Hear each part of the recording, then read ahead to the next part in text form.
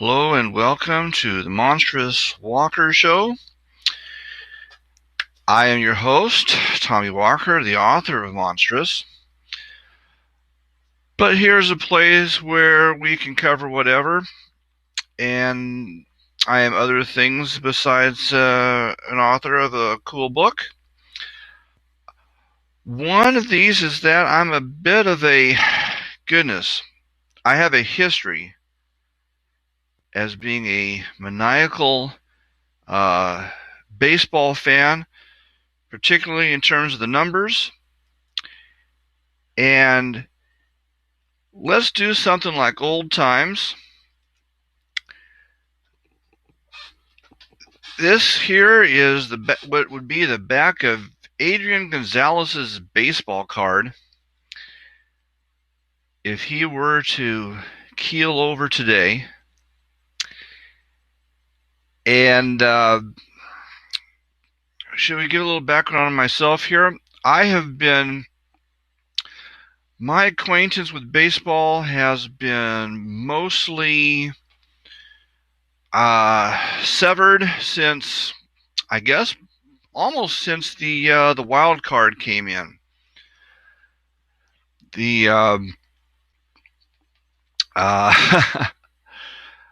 I like pennant races. I like meaning all the way through a season. I think the wild card cut out a lot of meaning, and I suppose there's other things to point to about my relationship to baseball and why it may have been on its way out even before then. But I for the most part became an ex-fan when the wild card came in, or I maybe gave it a couple tries and say, this is too much, to hell with it. But there was certainly a time when I was when I obsessed over such things as the back of a baseball card, as Adrian Gonzalez is showing. Now, one thing that's cool to me, probably not to you, Adrian Gonzalez is, until yesterday, an unknown quantity in my mind. I've been so thoroughly severed from baseball for the most part that you can sneak in a 10-year career under my radar. I will have no awareness of you until I fancy visiting baseballreference.com for old time's sake. That's what I did yesterday. And they were flashing the league leaders, and it was eye-popping to me to see after 3 games of play that Adrian Gonzalez was on top of the entire major leagues by a 5-2 margin in home runs. 250% the home runs, as the second highest in the major leagues after 3 games. So I mean, you subtract the league leaders, the other league leaders, 2, and this guy still has more home runs than anybody. That was pretty eye-popping. And I have since uncovered some more eye-popping things from a story I read about Gonzalez's early start. One was that he was the first guy since 1963, I believe I have this right, this is going back by memory, with Orlando Cepeda being the previous.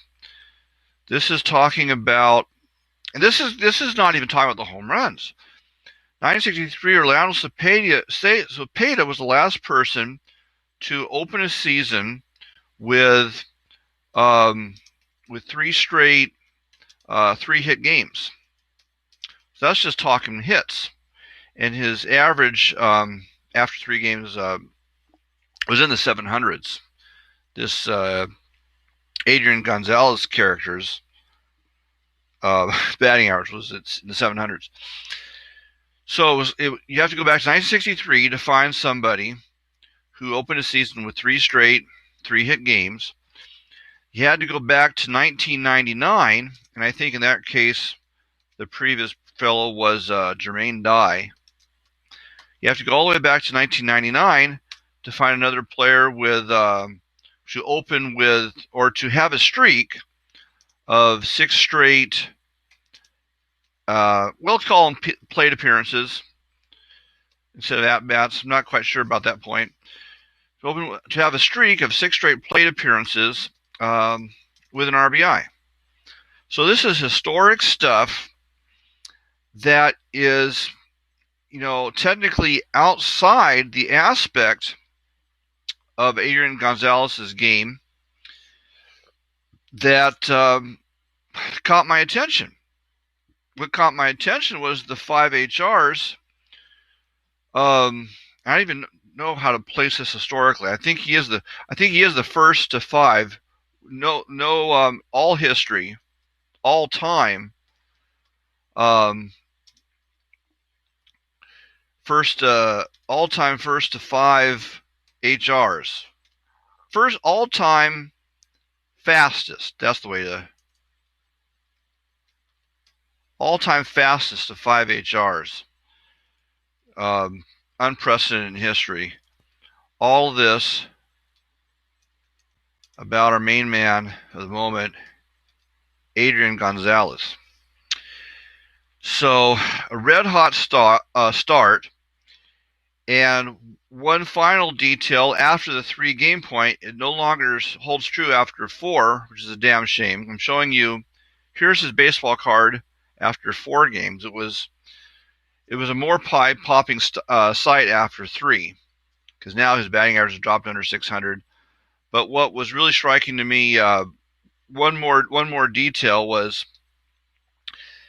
it was stated that if the guy hit a double in his next at-bat, he's already 3 games into the season, and if the guy hit a double in his next at-bat, his slugging percentage would have gone down. If he hit a double, it would have gone down. Well, the old slugging here you see is at 1.750, still up there obviously, but no longer averaging a double. So, dude, really grabbed my attention, and so I've been checking out his baseball card. What I think of this guy's baseball card. This is the meat of it. Not smiling for the cameras. In my mind, this is what a baseball card looks like. Lifetime statistical history at a glance, or his statistical bio. Nice pocket-sized statistical biography. This is what I love, and this is the sort of thing, and obsessing over this kind of thing eventually led me to create a baseball simulation that I have it's kind of on a back burner, but I've been having a programmer working on it, and I am hopeful that the thing will actually come to fruition, though I have my doubts if it will. But yes, I have designed a baseball simulation. It's kind of an outcome of all this. One of my other dimensions. And, well, maybe that's for another time. But here we are looking at old Adrian, and I wonder if you can see what I can see here, or you can see other than I can see. There's a couple of things about this card that strike me from my memory when I was most actively interested in such things, probably through the 1980s. I think I really started to lose it in 1990. My acquaintance, and we're up to 25 years after that. I don't know. There's been careers, though. Careers have come and gone without me having hardly any awareness of these people. So, maybe things have happened since 1990 that I'm not aware of. One thing that really struck me is Adrian Gonzalez And of course, this might be about managerial decisions. This might be about a managerial trend. It doesn't have a whole lot to do with Adrian. But here I'm counting up 1, 2, 3, 4, 5, 6 consecutive seasons of 159 plus games in which the guy only played a full schedule once. And I'm thinking, is that a record? This could very well be a record. This would be the sort of thing to research for the Society for American Baseball Research. I was a member for 1 year of that. Very interesting to subscribe to their listserv, where people would be posting all kinds of freaky records that they were researching.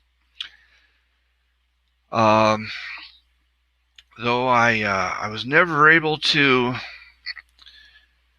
get the conversation going with anyone about the essence of what I have seen and what I have seen in baseball. What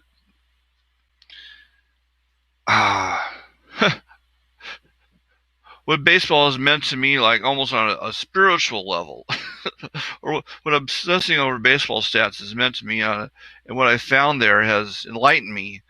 How what I've seen in of baseball stats has enlightened me on a spiritual level. This is a conversation I thought my best odds in the world would have been to connect with sabermetricians.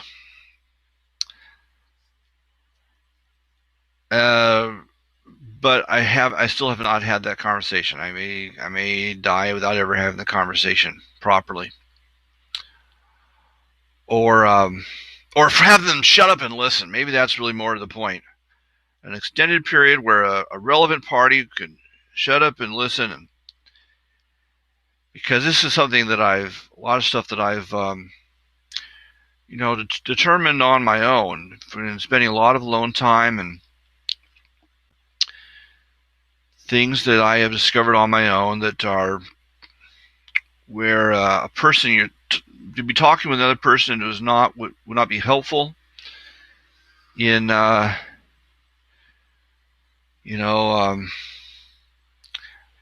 you get your muse interrupted talking to other people. So other people are not really that's not the stage where you want to engage another person. But after you surface with the cool discoveries, it would be nice to have someone to talk to, and that's something that I've lacked until now. So Adrian Gonzalez, is this a record? 1, 2, 3, 4, 5, 6. Most consecutive seasons playing 159 plus games. Or how about the lowest average number of games played per season for a player who has participated in at least 159 games 6 years in a row? Is that a record? It looks like a record to me. I don't know if managerial trends have changed, and I don't know in general what's been going on for the last 25 years. But that looks like a record. And then I think, of course, it might be possible to extend the thing to 8 years, 3, 4, 5, 6, 7, 8. It might be possible to extend the thing for 8 years with a 157 game minimum, and then 9 years up here for a 156 game minimum. Or at the very least to say that if you made it to 156 9 years in a row, 5, 6, 7, 8, 9, what is the fewest number of times playing a full schedule for a player who has reached 156 or any of these other numbers however many times in a row. I don't know offhand if the 161 before the 162 represents a rainout, that he might have played all of the he might have played all his team games in the 161 year, and possibly for one or both of the 160 years. And maybe there's another trend I don't know about, a managerial trend about how often to rest a player, or a league-wide policy shift about how much of a stickler we're going to be about making up rainouts that have no bearing on a pennant race or a wild card race, playoff race. So I don't know how these things factor. Maybe this represents something that's been different in the last 25 years. But it was just very striking to me. Another thing that has been striking to me that I just came upon today revisiting is check out the dude's RBI streak. 1, 2, 3, 4. Now we have this 99, of course, but 1, 2, 3, 4, 5, 6, 7, 8. We could have, of course, say that got to 99 or more 8 years in a row. If you want to play it that way. But then if you want to look at the magic of the 100 RBI 100 RBI mark, imagine a guy who makes it to 100 RBIs 8 years in a row and misses it, but misses the threshold in the year of his career high in home runs. This is also the story of Adrian Gonzalez. In the biography of Adrian Gonzalez, the guy had one miss in 8 years of a 100 RBI season. His worst. And it's his career high in homers. Now, there was a time, if you were going back to the 20s, 30s, back in the day, you could get some really crooked numbers in home run and RBIs. Here, as high as only 119. So it's also striking to me for a person with this kind of a consistency at 100, and there are, in fact, 2 bottom scrapers of exactly 100 in the 8, as well as a 101. So this is quite a lot of near bottom scraping in 100 RBI seasons for a person who's got that kind of a string. Should never go as high as 117. But if all you knew is that the guy had reached 100 plus 7 years out of 8, or even if you had the information that he got to 99 plus 8 years in a row, you would be thinking that the best of the guy's 8 years might have been quite high. I would be thinking the 130 level in RBIs. You would expect a peak in the 130s if the guy's lowest is at 99. If his lowest in 8 years is 99, why not have his highest be in the 130s?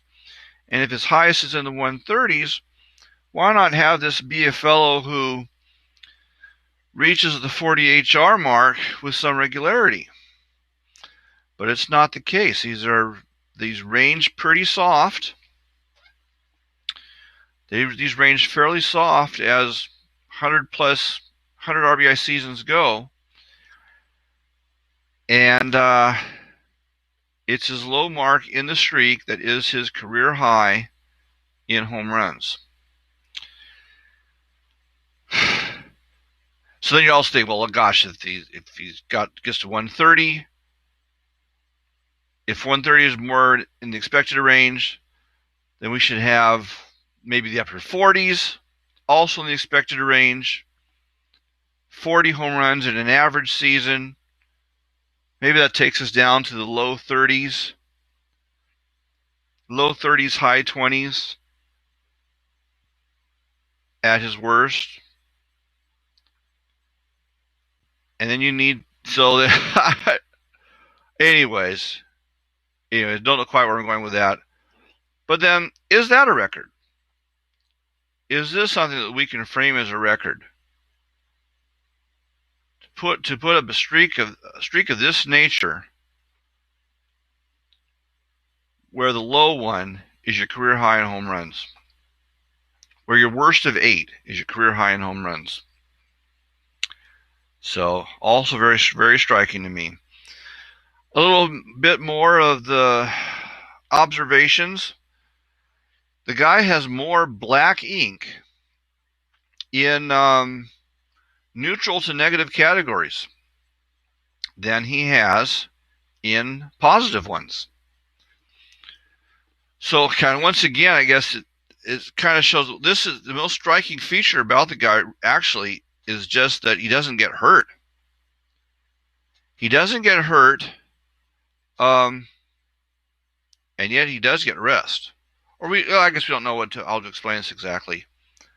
But it would appear that the guy just doesn't get hurt. And so he logs the plate appearances. Obviously, that's what happens when you don't get hurt. You log a plate appearance. But beyond that, he's not that spectacularly good. He's got black ink in grounding to double plays. He's got multiple black ink in grounding to double plays, which we're going to go out on a limb and say that's negative. Though there might be some kind of statistical analysis that says that the person who can do such a thing is a mildly good hitter. He better be if he's slow. Or he hits the ball hard. He hits the ball hard, but on the ground. It doesn't have a chance to beat the relay tag. I guess there's a couple things will show that it's a negative stat, making 2 outs at a time. Deeper analysis, maybe slightly better than average hitters tend to do this thing, tend to lead in such a thing. Well, people get playing time will lead to such a thing, therefore they're good hitters. But not even looking at it from that angle. But then down here, consecutive ink, as if it really means something, consecutive pieces of black ink in sacrifice flies. So he hits the ball high and long, but not to the right field to get it out of the yard. And I suppose mildly positive, an expression of mild power, but pretty trivial. If it is positive, it's a pretty trivial thing. And so then where is his other black ink? He has 1 precious for the games, which, I don't know, he's healthy, good for him. But how good of a baseball player are you? Well, good enough to play, once again. But that even doesn't go to hitting exactly. If a person can make the money largely on a glove. So what does this do? Guy who's a first baseman, who doesn't especially have value unless he hits, what does he do in black ink? He's got 1 in walks, he's got 1 in hits, and he's got 1 in RBIs. And this freak here, he's no longer even leading in RBIs. I guess he was tied for first in the league after 3 games. And now that other people have played 4 games, he doesn't even have that anymore. He's falling off the pace on that. And we'll see about falling off the pace in these other things. But no more than, for full seasons, nothing more than 1 bit of black ink scattered this way and that. So, and there's our man. I guess maybe there's a couple things else to say. Some, I don't know, things that maybe suggest the era more than anything else. Double to home run ratios, the the virtual disappearance of the triple as as something that, gosh, is there's going to be a day soon that we don't even bother with triples? Maybe we can expand. We can expand for extra stats and find out how many triples a guy had, and otherwise we're not going to care anymore. 0, 1, 2, and 3 for the whole guy's career. And this seems to be fairly typical in the modern age. Yes, will triples drop off of the baseball cards, the baseball bios, anytime soon? So, da-da-da. Yeah, so anyways, Adrian Gonzalez, it's new to me. He's new to me, probably not you. Quite a thing to look at. Quite a thing. Anyhow, I think that's all I wanted to really to go into today. We could, of course, this would be a possibility for doing more of this sort of thing later. I hope you found this kind of interesting thing to look at. This is Tommy Walker, and thank you. What was, I'm thinking of something like trying to bust in here, trying to get you a PS. Who? Oh, what? Quintos. What was this guy's name? Quintos. Can you help me out, guys? Quintos. Quinton.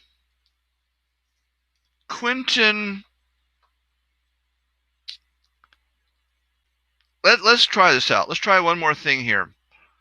This is reminding me of something. Once again, I'm Quinton Santana, something like this. Quinton McCracken?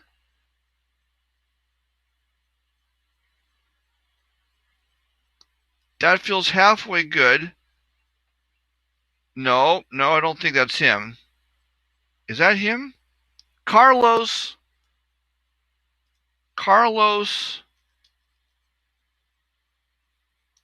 Quentin? Carlos Quentin. Big bruiser, right? Big bruiser, low doubles, high HRs, kind of low average. Do I have this guy right? Got the low average right. Mild HRs, I got that right. I believe this is it. Yeah. So, and he hasn't played in 2015 yet. Is he still around? 31-year-old who bats once. I don't know if I want to keep him around a 31-year-old who bats 177. Oh, Jesus. I may not want to do that. Hard time holding a job. Hard time justifying himself in any kind of way. This might be it, dude. Kind of young if it is it. Kind of raw because he certainly has not established himself as any kind of 177 hitter over any length of time. Probably injured. We'll see him again. Ooh, guy has back-to-back black. He can hit batters. That's pretty cool. Anyways, they bring up Carlos Quentin because Quentin.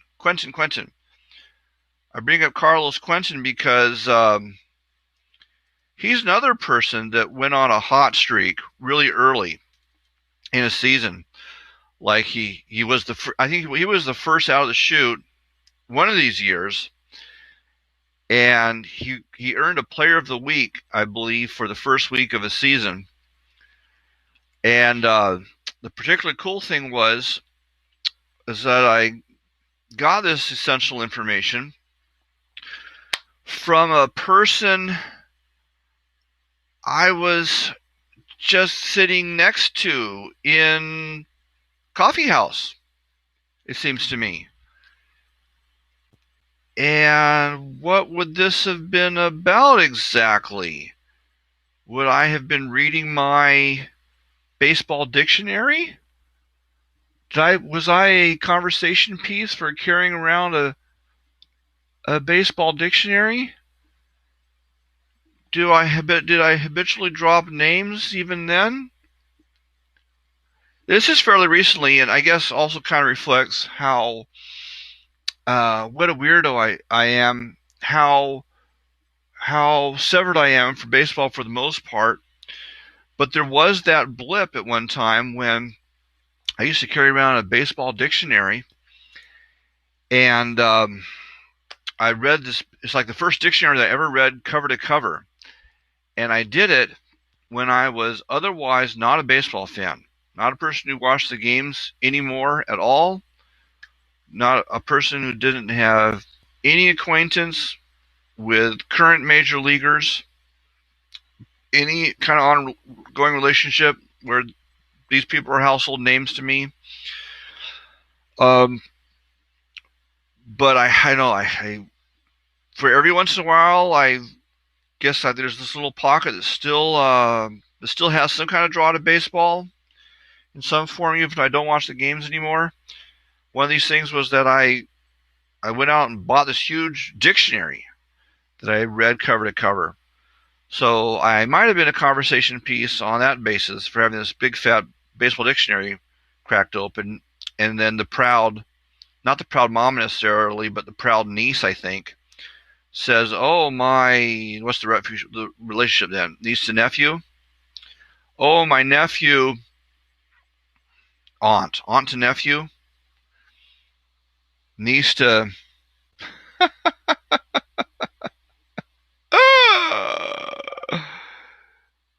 Is it sideways? Is it downwards? Aunt to nephew. My nephew is Carlos Quentin, and he was just named Player of the Week, and the first week of the season. So, oh wow, that's cool. I'm gonna have to look it up. So I got myself acquainted with Carlos Quentin on that basis. So Carlos Quentin 1 year, and Adrian Gonzalez, however many years removed from that, possibly 5, because I definitely placed myself at a nearby Starbucks from when I actually worked at the Starbucks headquarters. There's the Starbucks headquarters, and you clock off of work, and then you go to a regular Starbucks to pick up your weekly 1 pound bag of coffee beans as a perk for the job. And then while you're getting your coffee beans, you might as well stay and perhaps, I don't know what you do when you do that. Did I have my computer? Was I doing? Yeah, there's other possibilities of what I could have been up to at that time that would have made me a baseball conversation piece. It it occurs to me, I've done some other things for old times. Like go to ESPN.com and uh, look over the conversation that people have associated with various games. Or so I wouldn't look at the games. I wouldn't look at the games, but I'd see the baseball box score and then just enjoy the conversation. And that was something. It was very heartening to see that people being passionate about baseball all these years later, when you think it's fallen into meaningless and is on its way out. So,